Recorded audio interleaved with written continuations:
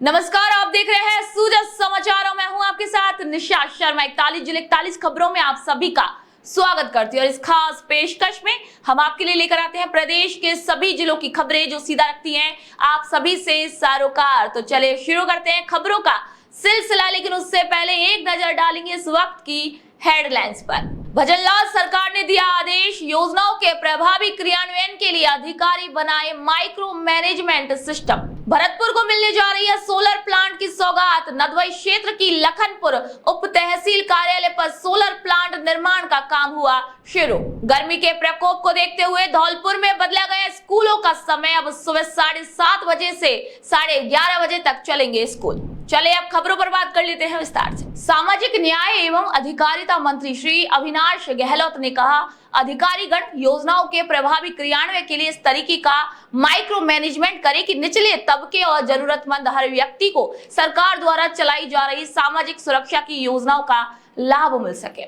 आप सभी को बता दें कि सामाजिक न्याय एवं अधिकारिता मंत्री अविनाश गहलोत ने विभाग के मुख्यालय पर अंबेडकर भवन में विभागीय योजनाओं की समीक्षा करते हुए अधिकारियों को संबोधित किया था। उन्होंने ये कहा कि मुख्यमंत्री श्री भजनलाल शर्मा की मंशा है कि समाज कल्याण की योजनाओं का लाभ अंतिम पंक्ति में बैठे प्रत्येक पात्र व्यक्ति को मिल सके। ऊर्जा मंत्री श्री हीरालाल नागर ने रविवार को सांगौद स्थित अपने निजी आवास पर जन सुनवाई आयोजित कर आमजन की समस्याएं सुनी। इसी दौरान उन्होंने उपस्थित अधिकारियों को समस्याओं का त्वरित निराकरण करने के निर्देश भी जारी किए। ऊर्जा मंत्री ने साफ शब्दों में कहा कि कार्य में लापरवाही बरतने वाले अधिकारियों और कर्मचारियों के खिलाफ सख्त से सख्त कार्रवाई भी की जाएगी। साथ ही ग्रामीणों के साथ दुर्व्यवहार करने वाले कर्मचारियों के प्रति भी चेतावनी जारी करते हुए कहा कि इस तरीके की घटनाओं को किसी भी सूरत में बर्दाश्त नहीं किया जाएगा। मुख्यमंत्री श्री भजनलाल शर्मा द्वारा सरकारी कार्यालयों में सोलर प्लांट लगाने की घोषणा अब धरातल पर उतरती हुई नजर आ रही है। इससे सरकारी कार्यालयों में अघोषित विद्युत कटौती के कारण प्रभावित हो रहे विभागीय कार्यों में सुधार आने की उम्मीद बंधी है। इसी क्रम में नदवाई क्षेत्र की लखनपुर उप तहसील कार्यालय पर सोलर प्लांट निर्माण कार्य प्रारंभ भी कर दिया गया है। मुख्यमंत्री श्री भजनलाल शर्मा के नेतृत्व में राजस्थान सरकार प्रदेशवासियों को बेहतर सुविधाएं उपलब्ध करवाने के लिए जमीन पर तेजी से कार्य कर रही है।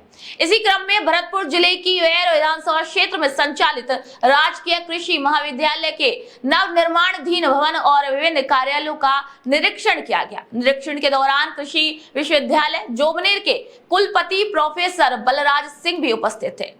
इस अवसर पर अधिकारियों को निर्देशित किया गया कि निर्माण कार्यों में गति लाई जाए और उच्च गुणवत्ता वाली निर्माण सामग्री का प्रयोग सुनिश्चित भी किया जाए ताकि भविष्य में भवनों की मजबूती और स्थायित्व बनाए रखे जा सके।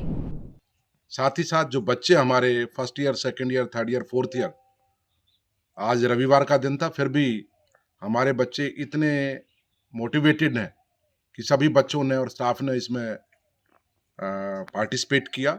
ये जानकर बड़ी खुशी हुई कि हमारे बच्चे जो अभी रिजल्ट आया है उसमें काफ़ी improvement college of agriculture Bhusawar के बच्चों के रिजल्ट में हुआ है। और बच्चे जो हैं आगे तैयारी भी कर रहे हैं मास्टर्स करने की अलग अलग सब्जेक्ट्स में। उनकी इच्छा के अनुसार उनमें किस चीज़ में वो मजबूत हैं उसको देखते हुए तो ये बड़ी खुशी की बात है। और हमें लगता है आने वाले टाइम में जो श्री कर्ण नरेंद्र कृषि विश्वविद्यालय जॉबनेर है उसके अंतर्गत जितने भी हमारे खुद के जो कॉलेजेस हैं, संगठक कॉलेज हैं, उनमें भुसावर का कृषि महाविद्यालय का जो कैंपस होगा वो एक बहुत ही बेहतरीन, बहुत अच्छा और वेल प्लान्ड लेआउट के हिसाब से कॉलेज होगा।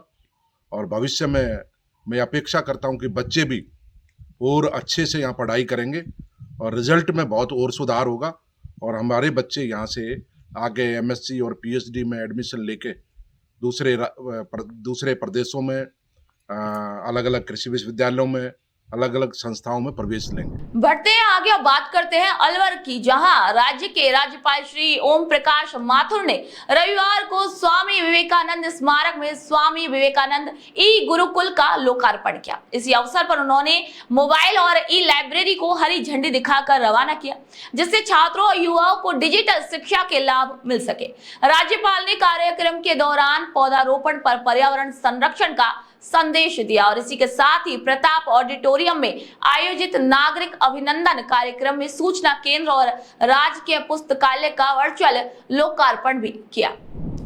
हमने अपने लिए नहीं सोचा है, हमें लिए राष्ट्रीय प्रमुख है। अब आज ही लाइब्रेरी का उद्घाटन हुआ।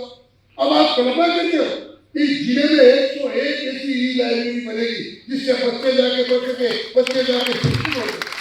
और मेरे ख्याल से जी मेडिकल साहब थोड़ा सा 12 साल सांसद रहा, सब सांसदों को भी जानता हूँ, लेकिन शायद ये इस तरह का एम्बुलेंस सही की लाइब्रेरी का होने पहला है। इससे मेरी ओर से आपको साधुवाद, आपको धन्यवाद।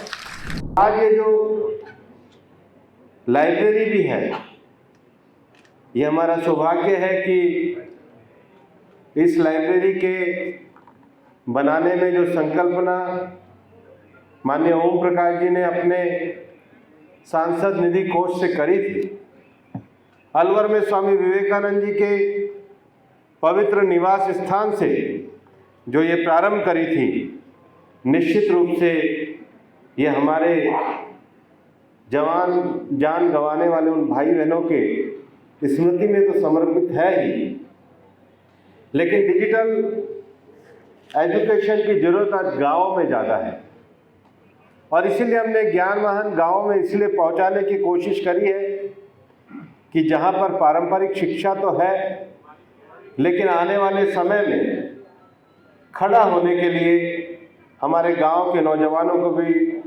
डिजिटल कॉम्पिटेंट होना बहुत आवश्यक है।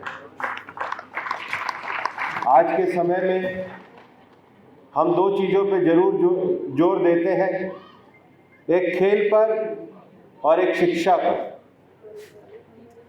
जैसा कहा जाता है कि साधु की पूछो न जाति न कोई, जो हरि का भजे वो हरि का होई। और खेल और शिक्षा दो ऐसे साधन हैं जो जाति को मिटाकर राष्ट्रवाद को खड़ा करते हैं, आने वाले समय के लिए देश के नागरिकों को खड़ा करते हैं। और इसलिए अपने अभियान में हम खेल और शिक्षा को ज़्यादा इसलिए महत्व देते हैं क्योंकि खेल और शिक्षा में जाति, रंग, महिला और पुरुष का भेद नहीं होता, ये समानता की ओर आगे बढ़ाती है। और ये जो प्रारंभ भी आज स्वामी विवेकानंद जी के स्थान से हमने किया है, स्वामी विवेकानंद जी ने कहा है, शिक्षा वही है जो बालक के शारीरिक, मानसिक, आध्यात्मिक और चारित्रिक गुणों का विकास कर सके। आज की जो शिक्षा पद्धति है, उस शिक्षा पद्धति में हम प्रोडक्ट तो बना रहे हैं, लेकिन हम पर्सनैलिटी नहीं बना रहे। और पर्सनैलिटी बनाने के लिए इस बात की आवश्यकता है कि समाज उनको एक ऐसी जगह पर एकत्रित करे जहां पर वो अपनी लिमिटेड किताबों से आगे बढ़कर, केवल एक लिमिटेड सोच से आगे बढ़कर सब चीजों को विराट रूप से स्वीकार कर सके। अलवर शहर के जो पढ़ने वाले बालक बालिकाएं हैं, ई लाइब्रेरी का जो प्रावधान किया है, उसके लिए भी इस मंच के माध्यम से आपको बहुत सारा धन्यवाद और साधुवाद देना चाहूंगा। इस आशा और विश्वास के साथ कि आने वाले समय में, क्योंकि ये राजनीतिक मंच नहीं है, लेकिन आपको ये बताना चाहूंगा भाई साहब कि सिलीसेट की जो पानी की बहुत महत्वाकांक्षी योजना थी, उसको लेकर के जब मैंने और माननीय सांसद महोदय ने आदरणीय मुख्यमंत्री जी से आग्रह किया, मुझे बताते हुए खुशी है कि 23 करोड़ की राशि इस योजना के लिए आवंटित माननीय मुख्यमंत्री जी द्वारा की गई, उसके टेंडर हो चुके हैं, फॉरेस्ट की एनओसी जारी हो चुकी है। बहुत जल्दी सिलीसेट्स का पानी अलवर शहर के आम जन को मिलेगा। साथ ही साथ जो मेरा विधायक निधि का पैसा था, जो अभी हमको मिला था, उसमें पूरा का पूरा 5 करोड़ की राशि मैंने अलवर शहर के एक एक वार्ड में जहां जहां पानी की समस्या थी, बोरिंग देने का काम किया, पूरा पैसा पानी की समस्या को लेकर समर्थन कर दिया। साथ ही साथ जो हमारा भाखेड़ा में एनीकट है, उस एनीकट को लेकर के जो टूट चुका था, 8 करोड़ की राशि उस एनीकट के निर्माण के लिए दिए। नटनी के 12 से जयसमंद में पानी आए, उसके निर्माण करोड़ के लिए 40 करोड़ की राशि माननीय मुख्यमंत्री जी से घोषणा कराई। मुख्यमंत्री श्री भजनलाल शर्मा के नेतृत्व में प्रदेश में चलाया जा रहा रास्ता खोलो अभियान लोगों को बड़ी राहत प्रदान कर रहा है। इस अभियान के तहत उन रास्तों को पुनः खोलने का प्रयास किया जा रहा है जो वर्षों से अतिक्रमण के कारण बंद थे और जिनकी वजह से आवाजाही में लोगों को परेशानी हो रही थी। दौसा कलेक्टर श्री देवेंद्र कुमार ने जिले के लिए एक सुदृढ़ योजना तैयार की और एसडीएम और तहसीलदारों को निर्देश दिए कि वे ऐसे रास्तों को चिन्हित कर उन्हें खुलवाने की कार्रवाई करें। इसके बाद लगातार रास्तों को खोलने की प्रक्रिया भी जारी है, जिससे दौसा जिले के निवासियों को महत्वपूर्ण राहत मिल रही है। राज्य सरकार से भी दिशा निर्देश प्रदान हुए थे कि अभी चूंकि फसल कट चुकी है और कई रास्ते अवरुद्ध हैं, तो इस संबंध में विशेष अभियान चला जाए। जिला प्रशासन द्वारा इसकी तैयारी पहले से ही की जा रही थी। इसमें सभी उपखंड अधिकारी हमारे पटवारियों से ऐसे रास्तों का चिन्हीकरण करवाया गया था जो परिवाद के रूप में प्राप्त होते हैं, कई वर्षों से बंद हैं। कई बार हमारे पास कंप्लेंट आती है, रात्रि चौपालों में हमें प्राप्त ऐसी शिकायतें होती हैं।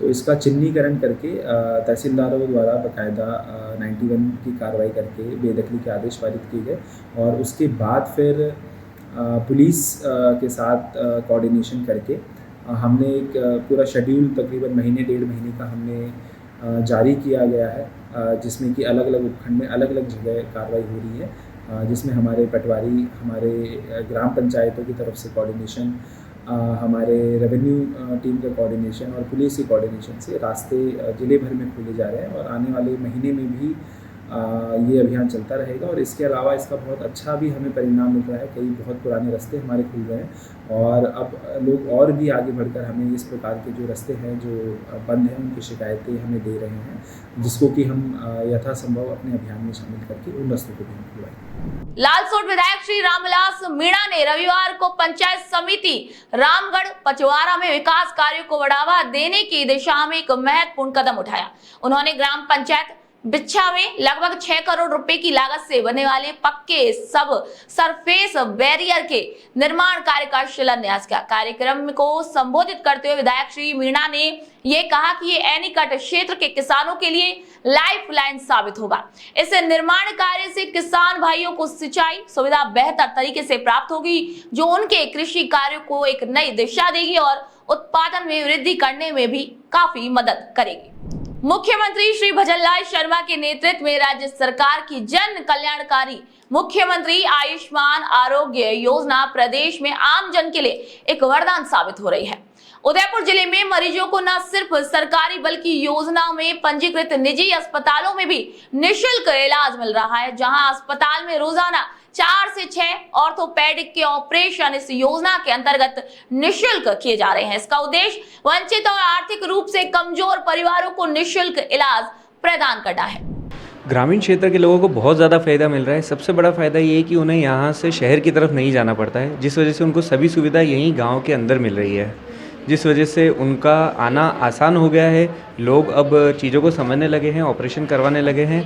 इसके साथ ही हम हर तरह के ऑपरेशन, जैसे कि कुल्हा प्रत्यारोपण का ऑपरेशन करते हैं, कुल्हे की हड्डी टूट जाने का ऑपरेशन करते हैं, रीढ़ की हड्डी का ऑपरेशन करते हैं, लिगामेंट के जटिल ऑपरेशन करते हैं दूरबीन के द्वारा। हम तो सभी प्रकार के ऑपरेशन, कंधे के ऑपरेशन, कुल्हे के ऑपरेशन, सभी तरह के ऑपरेशन हम यहाँ कर रहे हैं। ये मेरा भाई है और आयुष्मान आरोग्य से हमारे ये बहुत मतलब निःशुल्क काम हुआ है और इसके लिए भजनलाल सरकार निःशुल्क सेवा दे के बहुत अच्छा कार्य किया है। मुझे इस हॉस्पिटल के बारे में जानकारी मिली।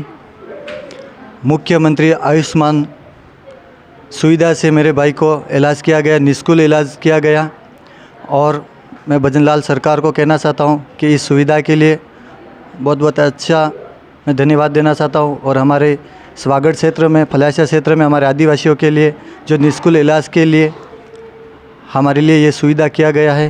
सीएम श्री भजनलाल शर्मा के निर्देशों की अनुपालना में जयपुर जिले में रास्ता खोलो अभियान चरम पर है। अब तक जयपुर जिले में 1000 से अधिक रास्ते खोलकर ग्रामीणों को राहत प्रदान की गई है। फागी एसडीएम श्री राकेश चौधरी ने बताया कि जिला कलेक्टर डॉक्टर जितेंद्र कुमार सोनी के निर्देशन में प्रत्येक तहसील में हर सप्ताह 3 रास्ते खुलवाए जा रहे हैं। रास्ता खोलो अभियान के सफल क्रियान्वयन और अधिक से अधिक आमजन को लाभान्वित करने के लिए जिला कलेक्टर स्वयं अभियान की लगातार मॉनिटरिंग भी कर रहे हैं। जैसा कि अभी आपने बताया कि रास्ता खोलो अभियान जो जारी है।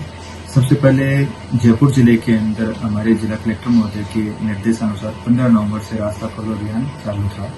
अभी तक पूरे जयपुर जिले के अंदर 977 रास्ते खोले गए हैं, जिसके तहत फागी उपखंड के अंदर सर्वाधिक 81 रास्ते खोले गए हैं।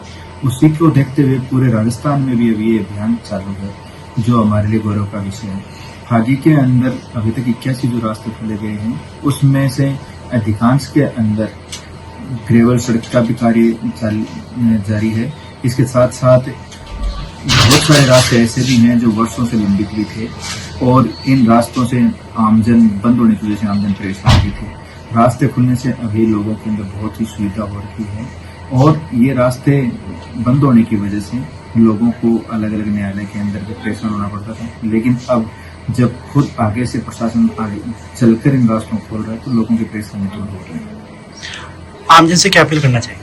मेरी आमजन से ये अपील है कि आप लोग प्रशासन को ऐसे सहयोग दें और साथ ही आप हमारे पटवारियों के माध्यम से या सभी किसी भी माध्यम से हम तक ये जरूर पहुंचाएं कि जो आप लोगों के रास्ते बंद हैं हमें सूचित करें, ताकि हम आप लोगों तक पहुंच सकें और इन रास्तों को खोले जा सके, ताकि आप लोगों को सुविधा मिल सके।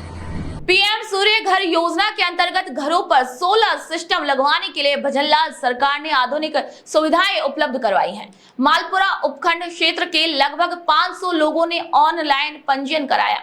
मालपुरा विद्युत वितरण निगम कार्यालय को 1000 पीएम सूर्य घर योजना के कनेक्शन देने का लक्ष्य रखा गया है। केंद्र सरकार की इस महत्वाकांक्षी योजना के अंतर्गत अभी तक मालपुरा में 40 से ज्यादा कनेक्शन जारी किए गए हैं। वन विभाग द्वारा डीग जिले के क्षेत्रीय वन एरिया के अंतर्गत माडेरा में लवकुश वाटिका का निर्माण किया जा रहा है, जिसमें 3 वर्ष के अंतर्गत 2 पार्कों का निर्माण किया जाना प्रस्तावित है। एक बॉटनिकल गार्डन और दूसरा लवकुश वाटिका। क्षेत्रीय वन अधिकारी श्री देवेंद्र सिंह ने बताया कि द्वितीय वर्ष में वन विभाग की टीम द्वारा लवकुश वाटिका के स्वरूप को स्थानीय नागरिकों और डीग आने वाले पर्यटकों के लिए आकर्षण का केंद्र बनाया जाएगा। डीग में लवकुश वाटिका और बॉटनिकल गार्डन दो पार्क हम डेवलप फॉरेस्ट डिपार्टमेंट की तरफ से कर रहे हैं, जिसमें लवकुश वाटिका में इस बार हमने पौधे लगाए, जिसमें फ्रूट प्लांट्स और बंगाली कदम, छायादार अन्य बरगद, बर्ड पीपल, कई बड़े बड़े पेड़ हैं लगाए हुए एवं फ्लावरिंग प्लांट भी लगाए हुए हैं। और बैठने की सिटिंग व्यवस्था के लिए हमने कुछ सिटिंग व्यवस्था भी की हुई है, जैसे बेंच वगैरह कुछ लगवाई हैं। और एक वॉच टावर है और घूमने के लिए ट्रैक है। और बॉटनिकल में हमने ऐसी ग्रासलैंड डेवलपमेंट और फ्लावरिंग प्लांट और फ्रूट जोन, इस तरह से पेड़ लगा के हम इसको डेवलप करने के लिए लोगों की, यहाँ की जो जनता है उसकी आकर्षण बढ़ाने के लिए ये कार्य हम कर रहे हैं। हमारा प्लान ये रहेगा इस वित्तीय वर्ष में कि हम बच्चों के लिए किड्स जोन प्ले और ओपन जिम ये चीजें करें। भजनलाल सरकार युवाओं को नशे के दलदल से बचाने के लिए दृढ़ संकल्पित है और इसी दिशा में हनुमानगढ़ जिला प्रशासन द्वारा मानस अभियान चलाया जा रहा है। पीलीबंगा विधानसभा क्षेत्र के लोगों के लिए यह अभियान एक महत्वपूर्ण कदम साबित हो रहा है। यह अभियान जिले के युवाओं को नशे के दुष्प्रभावों के प्रति जागरूक करने और उन्हें इस लत से मुक्ति दिलाने में सक्रिय भूमिका निभा रहा है। मैं सबसे पहले तो ये कहना चाहूँगा कि गवर्नमेंट सरकार के द्वारा जो राष्ट्रीय मानसिक स्वास्थ्य कार्यक्रम है, इसके तहत हम लोग महीने में तकरीबन 8 से 10 हम लोग कैंप का आयोजन करते हैं, जो विभिन्न तरह की PHC CHC में उसका आयोजन होता है। उसमें हर तरह के हम रोगी देखते हैं। मानसिक रोगियों के साथ साथ नशे से संबंधित रोगी भी हम उनका माकूल उपचार करते हैं। काउंसलिंग की जरूरत हो काउंसलिंग करते हैं, आवश्यक दवाओं की जरूरत हो दवा वितरण करते हैं। किसी मरीज को भर्ती की जरूरत हो तो हम उसको भर्ती की सलाह भी देते हैं। हमारी जिला चिकित्सालय में जो हमारा वार्ड है वहाँ हम उसको भर्ती भी करते हैं। दूसरा मैं ये कहना चाहूँगा कि हमारे जिला स्तर पे मानस नशा मुक्ति अभियान हमारे जिला कलेक्टर महोदय की तरफ से शुरू किया गया है। उसके तहत भी हम लोग हर PHC CHC में जाके नशा मुक्ति कार्यक्रम के अंतर्गत, मानस अभियान के अंतर्गत नशा मुक्ति कैंप का आयोजन करते हैं। उसी कड़ी में आज हमारे राष्ट्रीय मानसिक स्वास्थ्य कार्यक्रम और मानस अभियान के अंतर्गत आज चतुर्थ शुक्रवार को हमने यहाँ पीलीबंगा CHC में कैंप लगाया है, जिसके अंतर्गत हमने लगभग 70 से 80 के मरीज हमने देखे हैं और हर माह लगभग हम 80-90-100 के आसपास मरीज देखते हैं। भरतपुर में भजनलाल सरकार की योजनाओं ने महिलाओं को सशक्त करने के लिए एक नई मिसाल पेश की है। जिले में चल रहे 9 महिला सुरक्षा और सलाह केंद्र हजारों बिखरते परिवारों को जोड़ने में कामयाब हुए हैं। जिन केस में मामूली सी बातों पर बात तलाक तक पहुंच जाती है, उन मामलों में महिला सुरक्षा और सलाह केंद्र की काउंसलर द्वारा काउंसलिंग कर परिवारों को बिखरने से बचाया जा रहा है। इस वर्ष भी केंद्र पर करीब 150 प्रकरण आए, जिनमें से 100 से ज्यादा प्रकरणों में समझाइश कर पति पत्नी में समझौता कराया गया और आज वो खुशहाल जीवन जी रहे हैं। महिला सुरक्षा एवं सलाह केंद्र भरतपुर डीग में कुल 9 सेंटर संचालित हैं, जिसमें पहले से एक महिला थाने पर संचालित था। बाकी लास्ट जो गवर्नमेंट थी उसकी बजट घोषणाओं में 8 पुलिस सर्किलों पर महिला सुरक्षा सलाह केंद्रों को संचालन किया गया। बेसिकली महिला सुरक्षा सलाह केंद्र के संचालन का मुख्य उद्देश्य ये है कि जो ग्रामीण महिला हैं या शहरी महिला हैं जो अपने परिवार दर्ज करा, जो घरेलू हिंसा के कोई परिवार उनके हैं या कोई इनका कोई कोर्ट में कुछ तरह का मुकदमा चल रहा है, तो उनको फ्री एक काउंसलिंग की व्यवस्था यदि करनी है वहाँ पर, या कुछ उनको लॉ से रिलेटेड कुछ चीज़ें बतानी हैं तो वो निःशुल्क वहाँ बताई जा सकती हैं। महिला या परिवादी जो भी है वो अपनी बात रख सके, प्रॉपर तरीके से उनकी काउंसलिंग हो सके और उनको न्याय मिल सके। ये मुख्यतः सेंटर्स पर होता है। बेसिकली मेन जो रहता है ये है कि किस तरह से हम उस केस को निस्तारण करा पाएंगे। क्वालिटी निस्तारण के लिए दोनों पक्षों को बुलाकर समझाइश की जाती है, राजीनामा की कोशिश की जाती है, जिससे कि वो कोर्ट कचहरी के चक्कर से बच सकें, आर्थिक नुकसान से बच सकें। उन चीज़ों के बचाव के लिए वो सारी चीज़ें सरकार चला रही है, जिससे कि जो भी परिवादी है उसको फ़ायदा पहुँचे, घर में सामंजस्य बन के रहे। जो आजकल हम देख रहे हैं घर परिवार में छोटी छोटी बातों में तनाव हो जाता है, लड़ाई झगड़े हो जाते हैं। तो हमारे जितने भी प्रशिक्षित काउंसलर हैं उनकी कोशिश यही रहती है कि हम किसी न किसी तरीके से उसको राजीनामा करके उसको सुलझा सकें। यदि कोई स्थिति ज़्यादा ख़राब होती है तो हम उसको फिर FIR लेवल पर भी जाते हैं, फिर उसके बाद वो कोर्ट वाला मैटर है तो वहाँ पर वो उनकी मदद करते हैं। जहाँ तक महिला सलाह सुरक्षा केंद्र की बात है, ये केंद्र ने इस साल जो वर्किंग किया है वो कम से कम लगभग आप ये डाटा लगा लीजिए कि 140 केस इस साल का अगर मैं डाटा लगाऊं तो मेरे पास आए हैं, और लगभग 120 केसों में केंद्र द्वारा राजीनामा कराया गया है। और जहाँ तक नेचर ऑफ द केस की बात आती है तो हर तरह के केस हैं, वो घरेलू झगड़े नहीं हैं, काफ़ी अलग अलग किस्म के केस हैं, टिपिकल केसेस हैं जिनमें उस तरीके की काउंसलिंग की गई है। और जहाँ राज्य सरकार की बात आती है तो राज्य सरकार का सपोर्ट तो है ही, तभी ये केंद्र चल रहे हैं आगे और अच्छी व्यवस्था है। कई बार जब पीड़ित महिला हमको ये कहती है कि मैं थाने और कोर्ट नहीं जा सकती थी, लेकिन मुझको यहाँ सुलभ न्याय मिला है या बहुत त्वरित गति से मेरा समाधान हुआ है, तो हमें खुशी होती है। तो सरकार के जरिए ये जो प्रयास है ये बहुत अच्छा प्रयास है महिलाओं के लिए। राजस्थान के मुख्यमंत्री श्री भजनलाल शर्मा की नीतियों और निर्देश से पुलिस के उच्च अधिकारी रात्रि में भी मुस्तैद हैं, जिसके चलते अपराधियों में भय और आम व्यक्तियों में सुरक्षा का एहसास होने लगा है। नसीराबाद के पुलिस उपाधीक्षक श्री जरनैल सिंह अपनी ड्यूटी के बाद सूरज ढलते ही संबंधित थाने का स्टाफ लेकर गश्त करने निकल जाते हैं, जिससे अधीनस्थ स्टाफ भी एक्टिव नजर आने लगा है। ऐसे राज्य सरकार के आदेश है, माननीय कलेक्टर साहब की, एसपी साहब के निर्देश हैं कि माहौल व्यवस्था बनाए रखने के लिए हम नियमित रूप से गश्त करते हैं। कानून व्यवस्था बनाए रखने की नियमित गश्त है, इसको विशेष नहीं है और आगे भी शांति और व्यवस्था बनाए रखने की हमें कराता करते हैं। नागौर में जिला स्तरीय निष्पादन समिति की बैठक आयोजित की गई, जिसकी अध्यक्षता जिला कलेक्टर श्री अरुण कुमार पुरोहित ने की। बैठक में जिले के विकास, शिक्षा और अन्य महत्वपूर्ण विषयों पर व्यापक चर्चा की गई। इसी अवसर पर कलेक्टर श्री पुरोहित ने विकास कार्यों को गति देने और जिले की रैंकिंग सुधारने के लिए संबंधित अधिकारियों को स्पष्ट निर्देश दिए। उन्होंने अधिकारियों को आदेशित किया कि वे विकास कार्यों की प्रभावी समीक्षा करें और प्रगति की निरंतर मॉनिटरिंग करें, ताकि कार्य समय पर पूरा हो सके और जिले के विकास में कोई भी रुकावट न आए। प्रदेश की भजनलाल सरकार के निर्देश पर 12 जिले के छबड़ा थाना परिसर में रविवार को CLG और शांति समिति के सदस्यों की महत्वपूर्ण बैठक आयोजित की गई। इस बैठक का मुख्य उद्देश्य आपसी सौहार्द बनाए रखना और अफवाहों पर ध्यान नहीं देना था। जोधपुर उत्तर पश्चिम रेलवे के जोधपुर मंडल ने प्रधानमंत्री श्री नरेंद्र मोदी के स्वच्छता अभियान को बढ़ावा देने के तहत एक बड़ी पहल की शुरुआत की और इसी पहल में स्काउट गाइड के कैडेट्स द्वारा रेल यात्रियों और आमजन से पटरियों पर गंदगी न फैलाने की भी अपील की गई। स्वच्छता पखवाड़े के तहत जोधपुर मंडल के विभिन्न स्टेशनों पर रेल पटरियों और उनके आसपास के क्षेत्रों की सफाई को बढ़ावा दिया गया। स्काउट और गाइड कैडेट्स ने यात्रियों को जागरूक करते हुए उन्हें सफाई व्यवस्था में योगदान देने की भी अपील की, जिससे पटरियों और आसपास के परिसर में सफाई की स्थिति मजबूत हो गई है।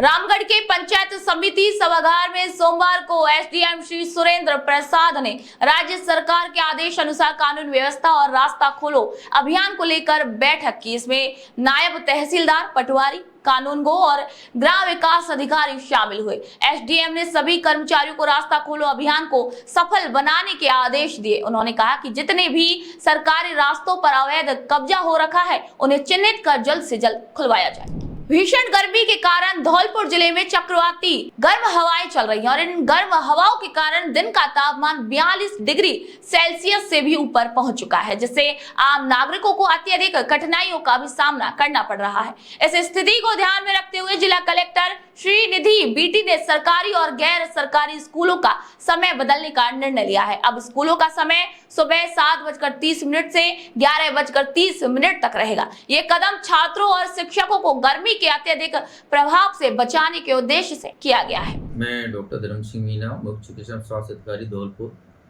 जो आजकल जो प्रचंड गर्मी जिसको लू तापघात कहते हैं, उसका आज बहुत ही ज़्यादा कहर जो बरपा रही है, उसके संबंध में हमारे चिकित्सा विभाग द्वारा सभी अस्पतालों में, जो हमारा जिला अस्पताल है वहाँ हमने बचाव के लिए 10 बेड हमने आरक्षित रखे हैं। एचडीएस में भी 10 रखे हैं। सीएचसी पर हमारे 5 बेड है और हमारी पीएचसी पर 2 बेड रखे। इसके संबंध में हमारे अस्पताल संस्थाओं पर सभी पर पर्याप्त दवाएं मौजूद हैं और सभी जगह हमने छाया पानी की व्यवस्था की है और सभी जगह ORS कॉर्नर हमने बनाए, जहाँ किसी भी आदमी को कभी भी अपना ORS का सेवन कर सकता है अगर कोई किसी तरीके लू तापघात के उसको लक्षण दिखते हैं, और अपनी दवाइयाँ ले सकते हैं। इसके संबंध में हमने पूरे ज़िले में हमारी आईसी प्रचार प्रसार के लिए हमने पोस्टर्स लगवाए हैं। हमारी आशा एएनएम के द्वारा गांव-गांव में प्रचार प्रसार किया है कि अगर किसी को लू तापघात होती है तो आप इन लक्षणों के अगर दिखाई देते हैं तो आप हमारे संबंधित संस्था पर, स्वास्थ्य जो हमारा सेंटर है वहाँ पर पधारें और कम 12 से 4 बजे के बीच में आप किसी तरीके से बाहर नहीं निकले और अपने लूज कपड़े, अपने ढीले ढाले कपड़े पहने, छाता लेके, चश्मा लगा के आंखों का प्रोटेक्ट करें और उनको साथ में लेके निकले कम से। और किसी भी तरीके से हमारे ज़िले में कोई समस्या हम नहीं आने देंगे। और हर जगह हमारे जो सार्वजनिक स्थान है, हमारे कलेक्ट्रेट है, हमारा जो बस स्टैंड है, आम जो पब्लिक पैलेस है, सब जगह हमने पोस्टर्स के थ्रू, अखबारों के थ्रू, उनके द्वारा हमने प्रचार प्रसार किया है कि किस तरीके से लू तापघात से बचा जा सके और क्या क्या हमने उपाय किए, इन सब का हमने वर्णन किया हुआ है। और मैं सभी पब्लिक से, हमारी धौलपुर की जो जनता है उनसे निवेदन करना चाहूँगा कि आप 12 से 4 बजे के बीच में किसी तरीके से आप धूप में नहीं निकले और अगर कोई अत्यंत आवश्यक काम है तो अपन संसाधनों के द्वारा अपने छाता, चश्मा लगा के और अपना कम से कम पानी की बोतल साथ में लेके निकले। बहरोड थाने में सीएलजी सदस्यों की बैठक आयोजित की गई, जिसमें एसडीएम, तहसीलदार, डीएसपी भी शामिल हुए। डीएसपी कृतिका यादव ने बताया कि पहलगाम की घटना के बाद मुख्यमंत्री द्वारा निर्देश जारी किए गए हैं, जिसको लेकर पुलिस हेडक्वार्टर ने भी एक एडवाइजरी जारी की है। इसके तहत सोशल मीडिया पर अफवाह फैलाने और गलत बयानबाजी करने वाले लोगों पर नजर रखी जा रही है और ऐसा करने वाले लोगों पर भी सख्त एक्शन लिया जाएगा। आपने मीटिंग ली है सीएलजी की, इसमें क्या क्या निर्देश दिए गए हैं, क्या बताया गया है? देखिए, पहलगाम घटना के बाद जो भी सेंसिटिविटी हुई है रिलीजियस फ्रंट पे कंट्री में, उसको ध्यान में रखते हुए एडवाइजरी जारी करी गई है पीएचक्यू की तरफ से, जिसमें जितने भी संदिग्ध लोग हैं जो या तो ऐसा हमें शक है जो बांग्लादेश से आए हो या कई और कंट्री से यहाँ पर आए हो और हमारे पास वेरीफाइड हो के डिटेल्स नहीं है, तो उनको हमें चेक करके रखना है। ये 100% चेक हम इंश्योर करेंगे इसमें। और आपके माध्यम से मैं जनता से अपील करना चाहती हूँ कि जो भी रिलीजियस सेंटिमेंट्स को अगर ख़राब करते हुए कोई भी मैसेजेस वगैरह हैं सोशल मीडिया पर, वो आगे फॉरवर्ड ना करें आप लोग। और अगर आपको ऐसा लगता है किसी ग्रुप में ऐसा हो रहा है तो तुरंत पुलिस को सूचना दें, क्योंकि इस टाइम पे this is very sensitive issue from religious perspective. तो हम यही बस इसी बारे में हमने सबने मीटिंग ली थी और माध्यम से मैं सब लोगों को यही कहना चाहती हूँ कि शांति बनाए रखें और जो भी कोई प्रॉब्लम है तो पुलिस के पास तुरंत बताएं। आज की जो मीटिंग है ये कानून व्यवस्था को लेकर हमारी जनरल CLG की जो मीटिंग होती है ये की गई थी। विशेष रूप से जो पहलगाम की दुखद घटना हुई है उसको लेकर कानून व्यवस्था फील्ड में बनी रहे, उसके संबंध में स्टेट से और जिला लेवल से जो डायरेक्शन आए थे उस संबंध में हमने सभी वर्गों की आज यह मीटिंग आई, जिसमें आने वाले समय में कानून व्यवस्था बनाए रखी और जो भी संवेदनाएं व्यक्त करना चाहते हैं उनका शांतिपूर्ण तरीके से रैली या जो भी वो सभा करना चाहते हैं उसको बहुत ही शांतिपूर्ण तरीके से करवाने के लिए भी, साथ ही इलाके में हो रही जो चोरियां हैं, लूट है, कानून व्यवस्था से संबंधित जितने भी मुद्दे हैं उन पर खुले दिल से जनता की राय ली गई और उनके समाधान का प्रयास किया जाएगा। विशेष रूप से CCTV कैमरे मार्केट में और निजी जो है, जो सरकारी जो हमारे नगर परिषद से लगे हुए उनके और जो निजी संस्थानों पे और घरों पे लगे हुए उनको भी रिपेयरिंग कराना और उनका सुचारू व्यवस्थित करना और उनसे जो सूचना कलेक्शन है वो हमारी जो पुलिस की टीम उनको रेगुलर देना, साथ ही संवाद स्थापित करना इस मीटिंग का उद्देश्य है। राजस्थान में अक्षय तृतीया को शुभ अवसर मानते हुए इस दिन बड़ी संख्या में विवाह समारोह आयोजित किए जाते हैं। इस दिन बाल विवाह होने की आशंका भी ज्यादा रहती है, जिसे रोकने के लिए भजनलाल सरकार लगातार काम भी कर रही है। बाल विवाह पर लगाम लगाने के लिए लोगों को पुलिस प्रशासन का भी सहयोग करने के लिए कहा गया है। इसी क्रम में जिले की महिला शक्ति शहर के साथ साथ गांव-गांव ढांडी जाकर गृहिणियों को बाल विवाह के खिलाफ जागरूक कर रही है। पहलगाम हमले के बाद सूबे में सुरक्षा व्यवस्था को चाक चौबंद कर दिया गया है और राज्य पुलिस प्रशासन पूरी तरीके से अलर्ट मोड पर है। इसी के तहत सोजत पुलिस थाना परिसर में CO श्री जेठू सिंह के नेतृत्व में CLG की बैठक का आयोजन कर शहर में शांति व्यवस्था बनाए रखने पर भी चर्चा की गई। विधानसभा सपोट्रा में शांति और सांप्रदायिक सद्भाव को बनाए रखने के उद्देश्य से रविवार को पुलिस थाना परिसर सपोट्रा में CLG मीटिंग का आयोजन किया गया। मीटिंग के दौरान क्षेत्र में शांति, भाईचारा और आपसी सौहार्द को मजबूत बनाए रखने पर विशेष चर्चा की गई। साथ ही उपस्थित नागरिकों से भी अपील की गई कि वे किसी भी तरीके की अफवाहों या फिर भड़काऊ गतिविधियों में शामिल ना हो और समाज में सौहार्द बिगाड़ने वाले तत्वों की भी सूचना तुरंत पुलिस को दें। जिला प्रशासन के द्वारा जो भी पहलगाम में जो टेरर अटैक हुआ था उसकी प्रतिक्रिया स्वरूप हमारे समाज का जो सौहार्दपूर्ण वातावरण बना रहे उसके लिए सभी लोगों के साथ बातचीत करने के लिए था। बैठक में CLG के सभी मेंबर, DSP साहब, SHO, संबंधित तहसीलदार, नायब तहसीलदार जी उपस्थित थे। बैठक में सभी लोगों से प्रशासन ने, पुलिस ने यही अपील की है कि वो शांति और भाईचारा बनाए रखें। सोशल मीडिया के माध्यम से किसी भी तरह के गलत कमेंट या कंटेंट डाले जाते हैं तो उसके बहकाव में नहीं आए और एक बार पुलिस या प्रशासन से संपर्क करें और कोई भी अवैध गतिविधि इस बाबत अपने क्षेत्र में पाई जाती है तो उस गतिविधि की सूचना तत्काल हमें दें ताकि हम वेरीफाई करें और अगर कोई गलत कर रहा है तो कानूनी कार्रवाई उसके खिलाफ करें।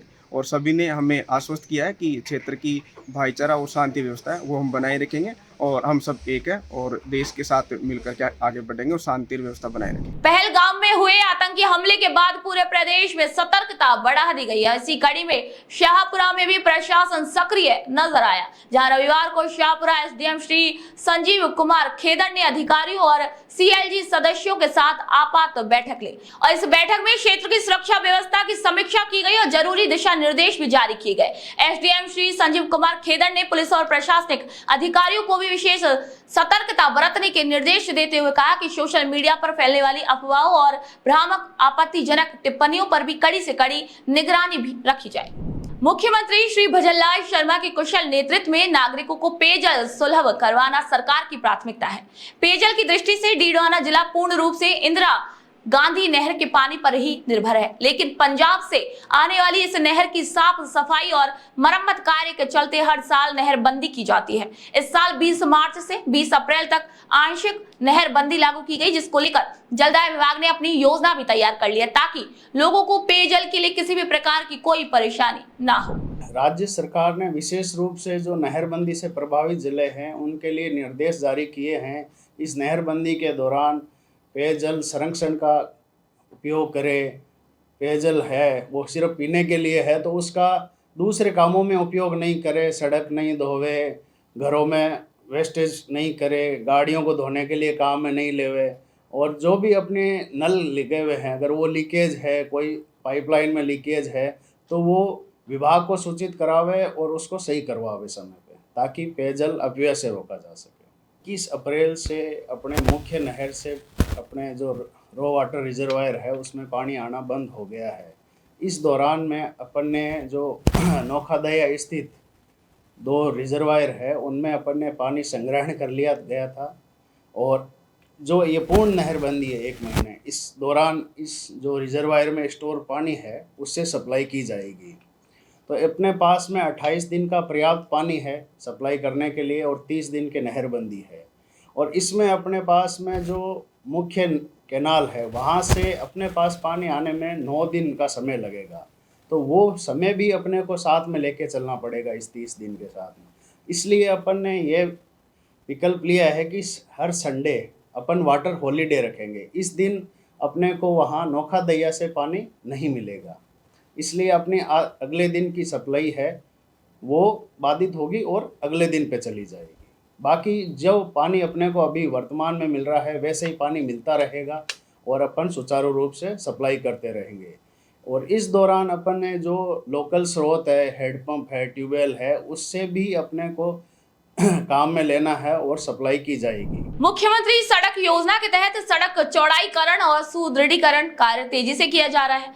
जम्मा रामगढ़ क्षेत्र में महंगी से दूधली मोड़ होते हुए चावंडिया गांव को जोड़ने वाले इस मुख्य मार्ग के निर्माण से ग्रामीणों को बड़ी सुविधा होगी। सैकड़ों गांवों को जोड़ने वाला ये मार्ग अब पहले से अधिक सुगम और सुरक्षित होगा। ग्रामीणों को बारिश और खराब मौसम में भी बिना किसी परेशानी के यात्रा करने का लाभ मिलेगा। इसी को लेकर ग्रामीणों ने भजनलाल सरकार का तहे दिल से आभार भी व्यक्त किया है। भजनलाल सरकार प्रदेश के लोगों को खास परिवहन सुविधा उपलब्ध करवा रही है। देवली और आसपास के लोगों को सीधे हरिद्वार तक जाने के लिए स्लीपर बस और डिग्गी कल्याण जी तक जाने के लिए रोडवेज बस की सुविधा मिलेगी। इस परिवहन सुविधा को लेकर योजना भी प्रस्तावित है। बूंदी डिपो इन रूट की बसों को फिर से चालू कर यात्रियों को सुविधा देने जा रहा है, जिसमें पहली बस कोटा से हरिद्वार जाएगी। पहले 3x2 थी, इसके लिए स्लीपर के लिए हमारे सीएम साहब ने डिमांड करी है, वो अगले दिन रोडवेज को गाड़ी उपलब्ध हो जाएगी जो सभी यात्रियों को। और देवली जैसे शहर में होके उतरेगी, या 4 डिस्ट्रिक्ट से देवली अटैच है, ये ज़िले से भी बेहतर ज़िला है। यहाँ यात्रियों की सुविधाओं को देखते हुए हरिद्वार के लिए, कोटा से हरिद्वार के लिए स्लीपर बस अगले महीने जारी की जाएगी। हेड ऑफिस से भी बात हो गई है, 23 गाड़ियाँ बूंदी डिपो को अलॉटमेंट हुई है। हमारे सीएम साहब द्वारा बहुत ही अच्छे प्रयास किए जा रहे हैं, और जो पहले पुराने रूट बंद हो रहे थे उनको नए सिरे से चालू किया जा रहा है। कोटा से वाया टोडा होके डिग्गी के लिए नई बस जारी की जाएगी, जो कोटा से 7 बजे रवाना होगी और 12:30 बजे डिग्गी पहुंचेगी। 1:30 बजे डिग्गी से वापस रवाना होके शाम को कोटा पहुंचेगी। ये रिटर्न गाड़ी है, इससे डिग्गी कल्याण जी के यात्रियों को भी डिग्गी कल्याण के दर्शन होंगे और वो रिटर्न भी वापस आ सकते हैं। भजनलाल सरकार के निर्देश पर मकराना विधानसभा क्षेत्र में पशुपालन विभाग ने एक पहल शुरू की है। इसके तहत पशुओं के खुरपका, मुंहपका रोग रोधी टीकाकरण कार्य किए जा रहे हैं। सोमवार को पशु चिकित्सा विभाग से पशुधन प्रसार अधिकारी श्री तेजवीर सिंह और पशुधन निरीक्षक श्री बीरमाराम जीव रक्षा गौसेवा समिति गौशाला पहुंची, जहां गौवंश को टीकाकरण किया गया। विभाग द्वारा समय समय चरणबद्ध तरीके से एफएमडी हर गौशाला और हर पशुपालक के जिसके पास पशु अवेलेबल है, गाय या भैंस, उसके ये टीकाकरण समय पर किया जाता है। साल में ये 2 बार टीकाकरण किया जाता है। अभी आज बोराट गौशाला के अंदर ये टीकाकरण कार्य संपन्न हो रहा है। लगातार 3-4 दिन से कंटिन्यू करवा रहे हैं। कामा में चिकित्सा विभाग कस्बे समेत ग्रामीण क्षेत्रों में टीकाकरण अभियान चलाए जा रहे हैं, जो अप्रैल महीने तक जारी रहेंगे। इसमें चिकित्सा विभाग की एएनएम द्वारा छोटे छोटे बच्चों का टीकाकरण किया जा रहा है, जो विभिन्न बीमारियों से बच्चों की सुरक्षा करता है। एएनएम दीपिका गुर्जर ने बताया कि सरकार स्वास्थ्य सुरक्षा को बढ़ावा देने के लिए ठोस प्रयास कर रही है, जिसका आमजन को भी सीधा फायदा मिल रहा है। राजस्थान सरकार के द्वारा एमआर का कैंप चल रहा है, वो 24 तारीख से लेकर 30 तारीख तक है। हम प्रत्येक वार्ड में जाकर एमआर से जो छूटे हुए बच्चे हैं उनके टीकाकरण करते हैं। उनको विटामिन ई की दवाई पिलाई जाती है, और उन बच्चों को और उन महिलाओं को, जो गर्भवती महिला आती हैं, उनको हम जांच देते हैं। आज हमने वार्ड नंबर 20 आंगनबाड़ी पर टीकाकरण किया, जिसमें छूटे हुए बच्चे मीजल्स के मिले और उनके हमने टीकाकरण किया। मुख्यमंत्री की यह बहुत अच्छी योजना है जिससे सभी लोगों को लाभ मिल रहा है। बयाना रूपवास विधानसभा के ग्रामीण इलाकों में प्लास्टिक के बढ़ते उपयोग को रोकने के लिए सरकार ने नया कदम उठाया है। इस पहल से हर ग्राम पंचायत को बर्तन के 400 सेट मिलेंगे, जिसका लाभ भरतपुर जिले समेत प्रदेश के अन्य गांवों को भी मिलेगा। दरअसल गांवों को प्लास्टिक मुक्त बनाने के लिए भजनलाल सरकार पंचायतों में एक अनूठा बैंक खोलने जा रही है, जिसमें जरूरतमंदों को बर्तन मिल सकेंगे। हमारी बहुत ही नेक कार्य कर रही है कि जो कि प्लास्टिक के बर्तन हम यूज करते हैं शादी एवं ब्याहों में, तो उससे हमारे शरीर के लिए बहुत हानिकारक पहुंचाते हैं। तो हमारी जो सरकार जो बैंक खोलने जा रही है, इसको हम बहुत ही सराहनीय कार्य समझते हैं। हमारे मुख्यमंत्री जी को बहुत बहुत आभार व्यक्त करते हैं कि वो इतनी बढ़िया योजना लेकर के आए हैं। इनके लिए हम बहुत बहुत धन्यवाद देते हैं। सरकार की ये बहुत अच्छी योजना है। इससे क्या है, प्लास्टिक से बीमारी पनपती हैं और ये स्टील के बर्तनों की योजना बहुत अच्छी योजना चल रही है। इससे बहुत बेनिफिट मिलेगा। इससे सभी लोग, चाहे बेचारा मध्य वर्ग का है चाहे गरीब आदमी है, सबको अच्छी सुविधा मिलेगी, पैसे की भी बचत होगी और क्या है ये बीमारियों से छुटकारा मिल जाएगा। राजस्थान सरकार जो हमारे मुख्यमंत्री जी हैं भजनलाल जी बहुत अच्छी सुविधा चला रहे हैं, कर रही है इस काम को। बहुत अच्छा है। क्या इससे ये फायदा है कि जैसे किराए पर लाते हैं, जैसे वहाँ से कम किराया मिलेगा और सबको फायदा मिलेगा इससे। ये प्लास्टिक घटती नहीं है एक तो, और फिर चाहे जहाँ उड़ती डोलती है चाहे चारों बगल। ये स्टील के बर्तनों की बहुत बढ़िया योजना है। मुख्यमंत्री श्री भजनलाल शर्मा के निर्देश अनुसार प्रदेश में पेयजल संकट से निपटने के लिए हर संभव प्रयास किए जा रहे हैं। इसी कड़ी में लूणी और डौली उपखंड के अंतर्गत जन स्वास्थ्य अभियांत्रिकी विभाग ने पानी चोरी करके टैंकरों के जरिए इसे बेचने वालों के खिलाफ सख्त कदम उठाना शुरू कर दिया है। विभाग ने 2 पानी के टैंकर को पकड़कर पुलिस को सुपुर्द भी किया है। एचडी विभाग द्वारा भांडू खुर्द, भांडू कल्ला और सुखदत को जाने वाली मुख्य पाइपलाइनों से जिन लोगों के द्वारा अवैध टैंकर भरे जा रहे हैं, टैंकर भर के बेचे जा रहे हैं, उनके खिलाफ प्रशासन की मदद से, जिसमें पुलिस प्रशासन बोरनाड़ा, पुलिस प्रशासन लूणी और संबंधित सहायक अभियंता नरेंद्र पाल सिंह और राम बाबू जी कनिष्ठ अभियंता द्वारा कार्रवाई करते हुए आज अभी तक 2 टैंकर पकड़ लिए गए और दोनों ही टैंकरों को बोरनाड़ा थाने भेज दिया गया है। ये कार्रवाई आगामी जहां जहां सप्लाई चलेगी वहां टैंकर पकड़कर अवैध टैंकरों को पुलिस में थाने में जमा कराया जाएगा और संबंधित टैंकर धारकों के मुकदमा दर्ज करवाया जाएगा और उसके शास्ति भी लगाई जाएगी। विभाग ने एसडीएम साहब को अवगत करवाया था, जिससे एसडीएम साहब ने अपने लेवल पर, जिसके अंदर तहसीलदार, बीडीओ, सहायक अभियंता और पुलिस प्रशासन की एक टीम गठित करी है, जो कि आज कार्रवाई करी और आगे भी कार्रवाई चलती रहेगी। गंगापुर सिटी में भारतीय खाद्य निगम ने गेहूं की एमएसपी निर्धारित कर दी है। नई अनाज मंडी में कृषक विश्राम गृह के पास सरकारी कांटे पर 2,575 रुपए प्रति क्विंटल की दर से गेहूं की खरीद की जा रही है। अब तक 300 से ज्यादा किसानों से लगभग 65,000 कट्टे गेहूं की खरीद की जा चुकी है। अभी तक 32,361 कुंटल हमने खरीद लिया है और लगातार तुलाई जारी है। प्रतिदिन एवरेजन कितना जो माल है वो किसानों को अपन यहाँ पर तुलाई कर लेते हैं? प्रतिदिन लगभग 2,000 कुंटल का माल आ जाता है यहाँ। अच्छा, एवरेज इतना भी आ रहा है। यहाँ जो कांटे की शुरुआत है, यानी सरकारी जो तोल की जो खरीदारी है, वो कब से शुरू हुई थी और कब से इसका पंजीयन जो है वो उसकी कार्रवाई शुरू हुई है? ये पंजीकरण तो 1 जनवरी 2025 से चालू हुआ था, जो 25 जून 2025 तक चलेगा और तुलाई 10 मार्च से स्टार्ट होके और 30 जून 2025 तक चलेगी। इसलिए सभी किसानों से मेरा एक अपील है कि नंबर सभी का आ जाएगा, कोई जल्दबाजी नहीं करें, कोई अपने निर्धारित तिथि पर ही आए। इसमें परिवार का जन आधार कार्ड होता है। जन आधार कार्ड में सभी परिवार के नाम होते हैं, जिसके नाम जमीन है उसी पे सेलेक्ट करके उसी के अकाउंट में पैसा जाता है। तो पैसे लगभग जैसे हैंड टू हैंड आता है या 1 दिन या 2 दिन का, क्या मैक्सिमम लिमिट हमारी 48 आवर्स की, 48 घंटे में हम पेमेंट हो जा रहा है सभी किसानों का। तो ऑनलाइन भुगतान ऑटोमेटिक खाते में जो है उसमें जिसके नाम जमीन उसी के खाते में पेमेंट कर दिया जाता है 48 घंटे। नहीं, हम लोग को यहाँ फायदा हुआ है। अच्छा, मंडी में तो 2300 से ज्यादा वक्त नहीं है, 2300 सब 2300। अच्छा, यहाँ जो अच्छा दाम मिलते हैं सरकार। यहाँ कितने रुपए में जो किसान है वो अपनी फसल को बेच रहे हैं? 2575 रुपये। 2575 रुपये। तो कहीं ना कहीं जो लाभ है सरकार की इस योजना का वो किसानों को मिल रहा है? हाँ, मिल रहा है।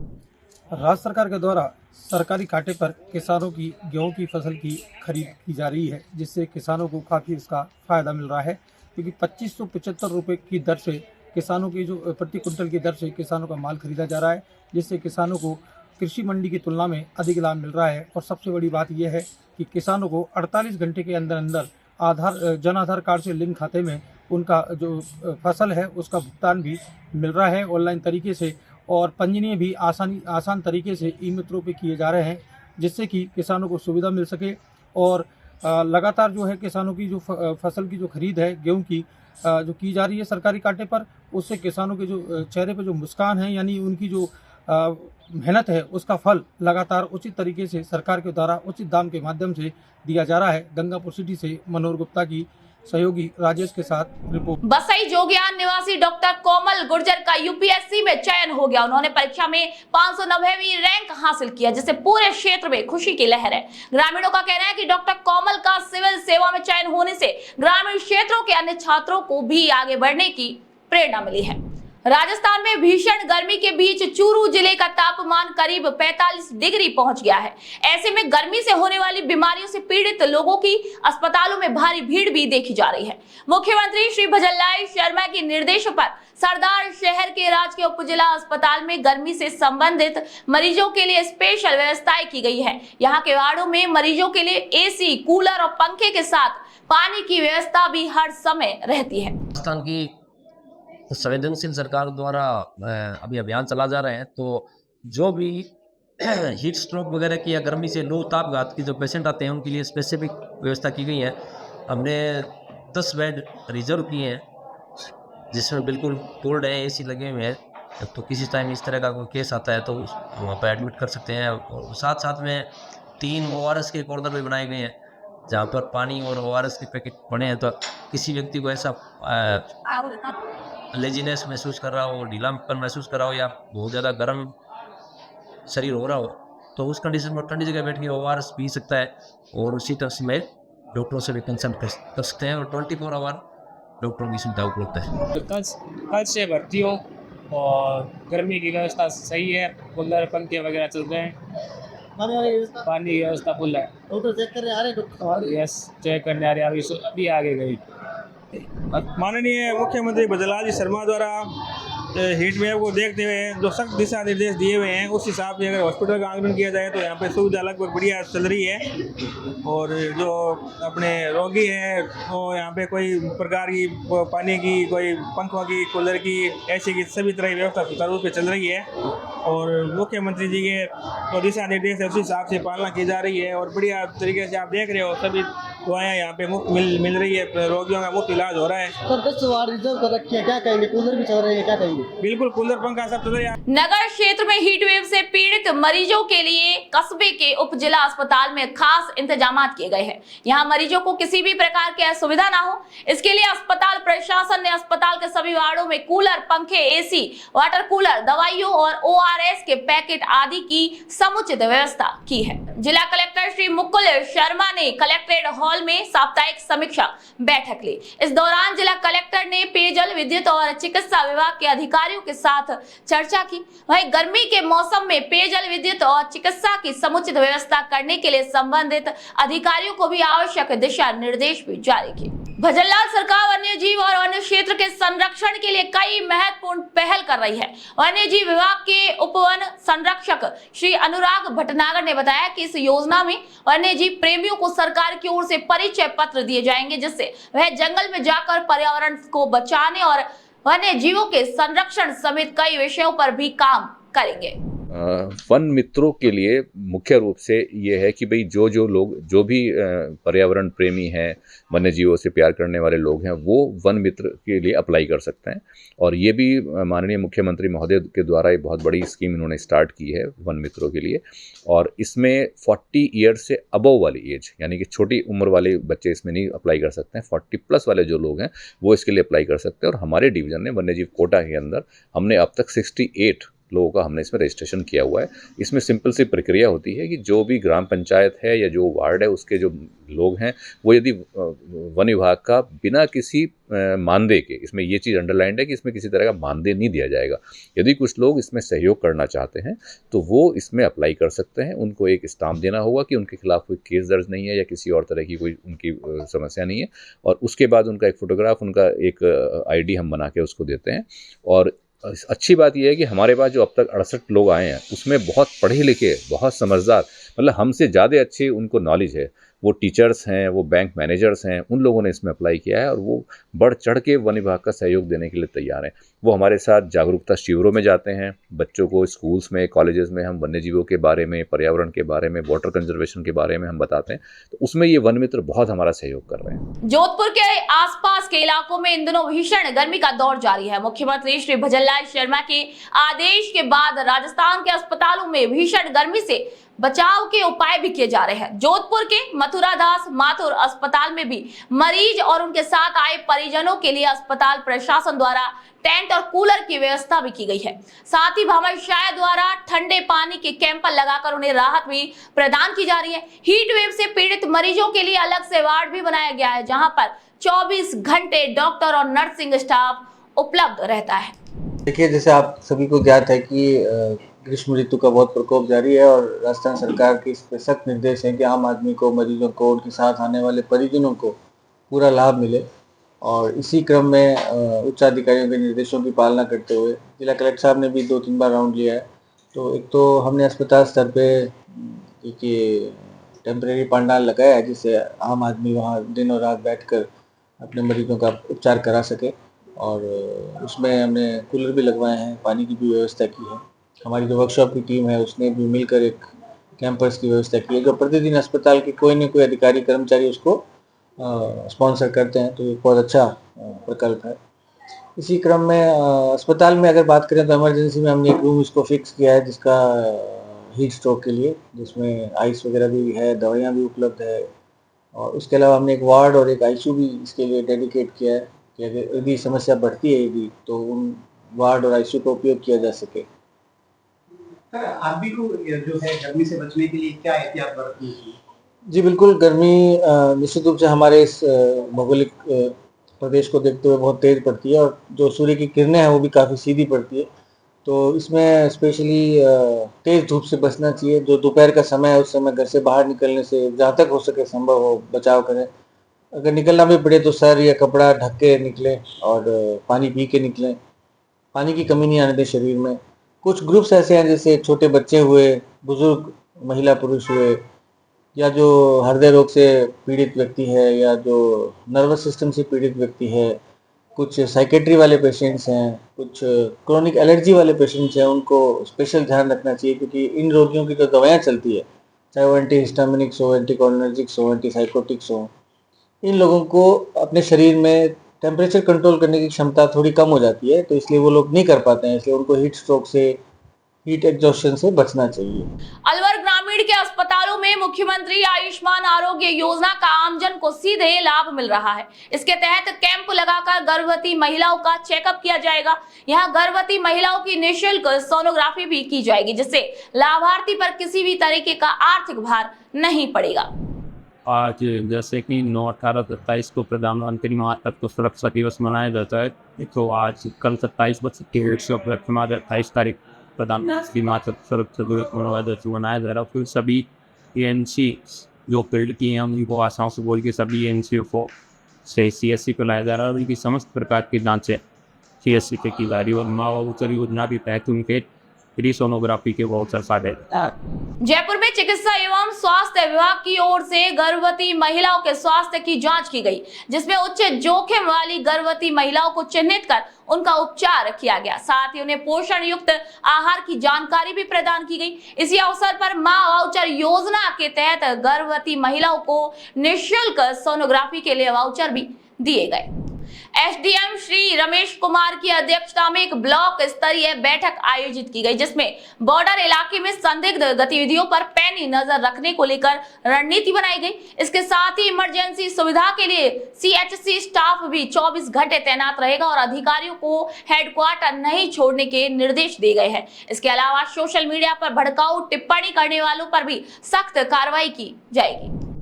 एसपी साहब और कलेक्टर साहब द्वारा सीमावर्ती क्षेत्र का दौरा किया गया और ये पहलगाम वाला जो प्रकरण है इसको देखते और ऐसे ही विशेष निगरानी रखने की हिदायत की है और जो सोशल मीडिया पे कोई गलत प्रचार करता है उसके खिलाफ भी कार्रवाई करने के हमें निर्देश दिए हैं। जो पुलिस चौकी है उसका सीमान एसपी साहब ने कलेक्टर साहब ने विजिट किया था, तो इसमें कुछ थोड़ा कुछ काम करवाने वाला वो काम करवाएंगे और इसमें पुलिस चौकी में जाब्ता लगाया और उसमें व्हीकल की सुविधा भी दी जाएगी।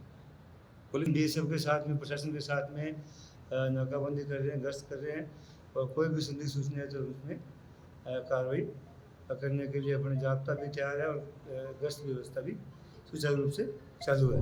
देखिए, अभी जो वर्तमान परिदृश्य है इसके संदर्भ में और सीमावर्ती इलाका होने के कारण से श्रीमान जिला कलेक्टर महोदय और एसपी साहब के द्वारा निरीक्षण किया गया, दौरा किया गया, विजिट किया गया तथा विभिन्न जो व्यवस्थाएं हमारी उसके संदर्भ में समीक्षा की गई है और अभी सभी को कर्मचारियों को अधिकारियों को पाबंद किया गया कि वो अपना हेडक्वार्टर नहीं छोड़ें तथा जो भी जिम्मेदारी है, जो भी उनके विभाग से संबंधित कार्य है उनको तुरंत प्रभाव से अपने उच्चाधिकारियों के निर्देशन में करेंगे। मुख्यमंत्री श्री भजनलाल शर्मा के सपनों को पूरा करने के लिए सिवाना उपखंड के थापन गांव में एक अनोखी शुरुआत हुई है। गांव में हुए एक विवाह समारोह को नशा मुक्ति जागरूकता का मंच बनाया गया। सिवाना थाने के सीआई श्री दिनेश डांगी ने ग्रामीणों को नशे से दूर रहने की सलाह दी और उन्हें नई सोच अपनाने के लिए भी प्रेरित किया। मुख्यमंत्री श्री भजनलाल शर्मा के निर्देशों के मुताबिक शिक्षा के क्षेत्र में एक नया कदम उठाया गया। डॉक्टर सर्वपल्ली राधाकृष्णन राजस्थान आयुर्वेद विश्वविद्यालय के post graduate institute of Ayurveda Jodhpur में द्रव्य गुण विज्ञान विभाग के वरिष्ठ प्रोफेसर चंदन सिंह ने प्राचार्य के रूप में कार्यभार संभाला। सीकर जिले के दाता रामगढ़ के खाटू श्याम जी कस्बे में सड़क किनारे व्यापार करने वालों की समस्याओं को सुलझाने और व्यवस्था को बेहतर बनाने के लिए शुक्रवार को नगर पालिका सभागार में एक बैठक हुई। इसकी अध्यक्षता उपखंड अधिकारी और पालिका प्रशासक मोनिका सामोर ने की। इस बैठक में वेडिंग और नॉन वेडिंग जोन तय करने, वेंडर्स को पहचान पत्र देने, साइन बोर्ड लगाने और उनसे जुड़ी समस्याओं पर चर्चा की गई। टाउन वेडिंग कमेटी के अध्यक्ष देवेंद्र जिंदल ने बताया कि इस बैठक का मकसद कस्बे में साफ और व्यवस्थित व्यापार व्यवस्था बनाना है। टाउन कमेटी की बैठक का आयोजन किया गया था, जिसमें हमने नो वेंडिंग जोन और vending zone, no parking zone जो है वो डिसाइड किए गए हैं के साथ में, जिसमें नो वेंडिंग जोन भी हमने मंदिर के आसपास का एरिया उसको लिया है। तोरण गेट के आसपास का जो एरिया है वो हम लोग डिवाइड करेंगे कि कितने रेडियस में हम उसको वेंडिंग जोन रखेंगे। और जो चौक है, हमारा सार्वजनिक चौक है, उसका भी कुछ हमने रेडियस लिया 50 मीटर की, और जो रेडियस पक्के होंगे उनमें वेंडिंग जोन हम नहीं रखेंगे। इसके अलावा हमने वेंडिंग जोन जो निर्धारित किए गए हैं वो है हॉस्पिटल चौराहा से लेके हमारा मंडा चौराहा जो है उसमें वन साइडेड रहेगा। चूँकि इसमें हमारे कमेटी के कुछ पैरामीटर्स हैं कि अगर 12 मीटर से कम चौड़ी सड़क है तो उसमें हम वन साइड ही उसको वेंडिंग जोन निर्धारित कर सकते हैं, और यदि 24 मीटर से अधिक की चौड़ी रोड है तो उस पर बोथ साइड हम वेंडिंग जोन उसको अलाउ कर सकते हैं। इसी तरीके से जो पांची देवी मेमोरियल हॉस्पिटल है उसके पास में जो नगर पालिका की भूमि है उसको भी वेंडिंग जोन निर्धारित किया गया है। और इसके अलावा भी कई वेंडिंग जोन्स हैं जो हमने निर्धारित किए गए हैं कि जिससे जो भीड़ रहती है, बेसिकली जो मंदिर के जो सकड़ी गलियाँ हैं जहाँ से एंट्री और एग्ज़िट होती है उन्हें अवॉइड किया गया है। और जैसे एकादशी होती है या सैटरडे संडे है या कोई भी मेले जो हैं साल भर में आयोजित होते हैं खाटू श्याम जी में, उनमें हम लोगों ने कंडीशनल बेसिस पे रखा है। उसका हम लोग अलग से निर्धारण करेंगे कि इन दिनों में हम उनको कंडीशन बेसिस पे ठेलों को लगाने की स्ट्रीट वेंडर्स को अनुमति देंगे। इसी के साथ में ये निर्धारित किया गया है कि स्ट्रीट वेंडर्स जो हैं उनका सभी का सर्वे होगा और उनका पुलिस वेरिफिकेशन होगा। उसके बाद उन्हें हम जो है जगह रो वेंडर पॉलिसी के तहत टाउन वेंडिंग कमेटी गठित है। इसकी आज मीटिंग आयोजित की गई इसमें vending zone, non vending zone, street vendor का सत्यापन, स्ट्रीट वेंडर का सत्यापन के साथ साथ कितनी जगह उनको दी जाएगी, कुछ 621 का हमने सर्वे कराया था, उनका पुनः सत्यापन और पुलिस वेरिफिकेशन कराया जाएगा। वेंडिंग जोन और नॉन वेंडिंग जोन में हमने 3 मेजर जो पॉइंट हैं कि सभी जगह के सार्वजनिक चौक, तोरण द्वार और मंदिर परिसर का एरिया रेडियस के अंदर नॉन वेंडिंग जोन रखे गए हैं। इसके अलावा वेंडिंग जोन में हमने 5 लोकेशन इसको आइडेंटिफाई किए, जहां हम जिसमें एक पांची देवी के नाम से एक दातारामगढ़ रोड, ये क्या नाम है, बस स्टैंड है, इसके आसपास एक मार्केट डेवलप होगा पूरा। उसमें काफ़ी सारी जगह है, करीब 400 स्ट्रीट वेंडर तो उसी में आ जाएंगे और वो एक रोजगार के लिए उपयुक्त स्थान भी है, तो इसका भी चयन किया गया है। सीकर में नार्को कोऑर्डिनेशन सेंटर की जिला स्तरीय बैठक अतिरिक्त जिला कलेक्टर श्री रतन कुमार की अध्यक्षता में हुई। उन्होंने कोचिंग सेंटर संचालकों से कहा कि बच्चों को नशे से दूर रखने के लिए 15 दिनों के अंदर कोचिंग में जागरूकता से जुड़े फ्लैक्स और बैनर लगाए जाए। एडीएम ने यह भी कहा कि स्टूडेंट्स को नशे के खिलाफ जागरूक करने के लिए विशेष अभियान भी चलाए जाए। जिला कलेक्टर श्री मुकुल शर्मा ने इस सम्मेलन का शुभारंभ किया और अर्बन हाट बाजार में लगे विभिन्न स्टॉलों का निरीक्षण किया। उन्होंने किसानों से नवाचार अपनाने की सलाह दी और अच्छे उत्पादन के लिए प्रोत्साहित किया। बजाज फाउंडेशन की ओर से जो आज कार्यक्रम किया गया है, ये बहुत लंबी इनकी जो मेहनत है वो उसका परिणाम है। इतने सारे किसान बंधु यहाँ आए हैं और जो एक नया कंसेप्ट है, नया क्या है, मतलब हम अपने पुरखों की तरफ ही जा रहे हैं और जैविक खेती करें और स्वस्थ रहें, उसके लिए प्रयासरत हैं और इनके प्रयास रंग ला रहे हैं। मैं देख रहा हूँ इतने सारे किसान आए हैं, पद्मश्री सुंदराम जी भी आए हैं, सुभाष पालेकर साहब ने जो टेक्निक्स डेवलप की हैं महाराष्ट्र में, उनका भी यहाँ पर ट्रेनिंग दी जाती है और उसका प्रयोग कर रहे हैं हम। तो किस तरह से हम अपने जैविक खादों का इनका प्रयोग करके जैविक उत्पादों को बढ़ा सकते हैं और अधिक पैसा कमा सकते हैं, ये बात है। और एक दूसरा नया कंसेप्ट ये है कि कोई भी व्यक्ति अपना एक किसान चुन ले और उससे वो अपने जैविक उत्पाद खरीदे, तो ये भी एक बहुत अच्छी चीज़ है जो मैं यहाँ देख रहा हूँ। और मशरूम मान बहुत अच्छे लाभ मिले मशरूम में। पहली बहुत कम मशरूम जहाँ 2013 तक 6-7 प्रकार की मशरूम करता, धीरे धीरे बढ़कर अब 19 प्रकार की मशरूम में करे लगा। और हमारा फार्म का मान 200 रुपया किला से ले 2 लाख रुपया किला तक की मशरूम में ग्रो करा।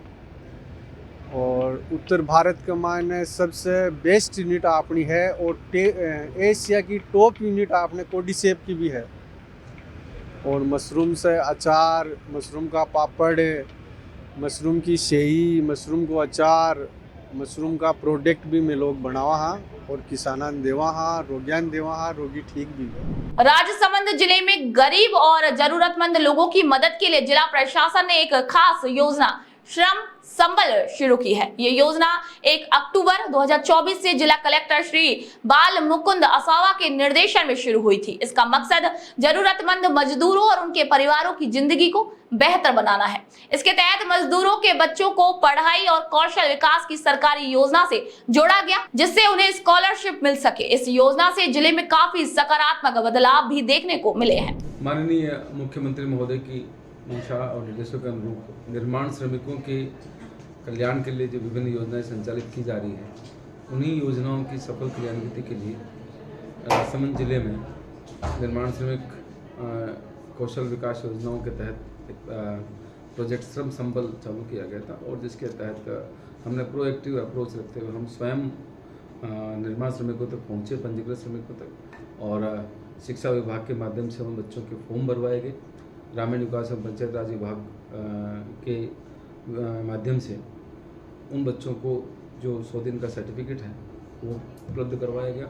और जो श्रम विभाग है उनके द्वारा अनवरत रूप से कार्य करते हुए उन बच्चों की स्वीकृति जारी की गई। इसका परिणाम स्वरूप जहां वर्ष 23-24 में 500 बच्चों के पास निर्माण श्रमिक कौशल विकास योजना की छात्रवृत्ति थी, वो 6,455 बच्चों को हम 31 मार्च तक दे चुके, लगभग 6 करोड़ की राशि।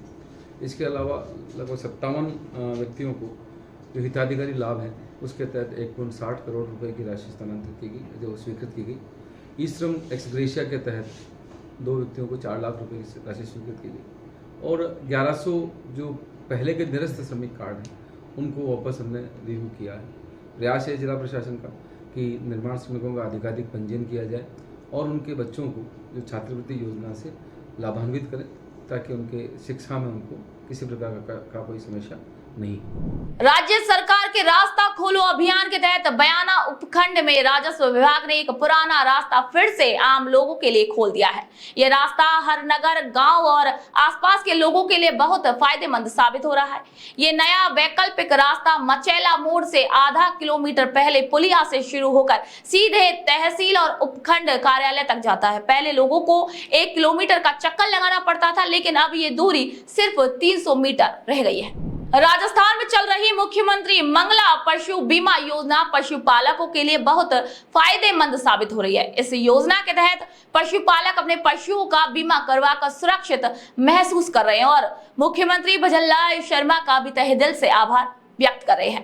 भरतपुर जिले की वैर विधानसभा के लाभार्थियों ने भी इस योजना की सराहना करते हुए कहा कि इससे उन्हें पशुओं के नुकसान पर भी आर्थिक मदद मिल रही है। राजस्थान के पशुपालकों के हित में ध्यान में रखते हुए मुख्यमंत्री मंगला पशु बीमा योजना का शुभारंभ 13 दिसंबर 2024 को प्रारंभ किया गया है, जो कि 12 जनवरी 2025 तक चला, जिसमें 5 लाख गाय, 5 लाख भैंस, 5 लाख भेड़, 5 लाख बकरी एवं 1 लाख ऊँटों का रजिस्ट्रेशन किया गया।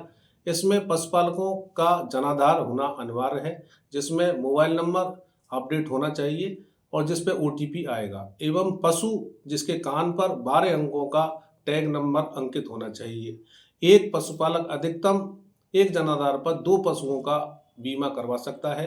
यह बीमा धन के रूप में निःशुल्क किया जाएगा, जो कि पूरी तरह से राज्य सरकार द्वारा दिया जाएगा। यह बीमा 1 वर्ष के लिए मान्य होगा और पशु की अधिकतम कीमत 40,000 रुपये रखी गई है, जो कि उसकी आयु, नस्ल एवं दुग्ध उत्पादन क्षमता के आधार पर किया जाएगा तथा यह मंगला पशु बीमा योजना एक ट्रस्ट मोड पर की जाएगी, जो कि SIPF विभाग द्वारा की जाएगी और इसमें पशुपालन विभाग नोडल एजेंसी के रूप में कार्य करेगा।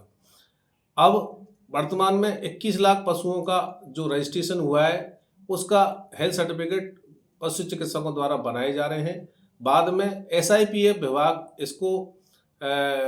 इसका ऑनलाइन रजिस्ट्रेशन करेगा और इसको वेरिफिकेशन करेगा और बीमा पॉलिसी जारी करेगा। यदि पशु की मृत्यु होती है तो उसको पशुपालक तुरंत ही अपने नज़दीकी पशु चिकित्सालय में सूचना देवे और उसका जो कीमत रखी गई है उसको प्रदान की जाएगी। हीट वेव से आम जनता की सुरक्षा के लिए मुख्यमंत्री भजनलाल शर्मा के निर्देश पर जिला स्वास्थ्य समिति की बैठक हुई। इसमें जिला कलेक्टर श्री हरजी लाल अटल ने सभी विभागों और चिकित्सा अधिकारियों को जरूरी तैयारियां पूरी रखने, सतर्क रहने के निर्देश दिए। कलेक्टर ने कहा कि PMO, BCMO और CHC प्रभारी हीट वेव से जुड़ी जरूरी दवाओं की उपलब्धता सुनिश्चित करें। तो 41 जिले 41 खबरों में फिलहाल के लिए इतना ही। फिर आप सभी से मुलाकात होगी, तो तब तक के लिए नमस्कार।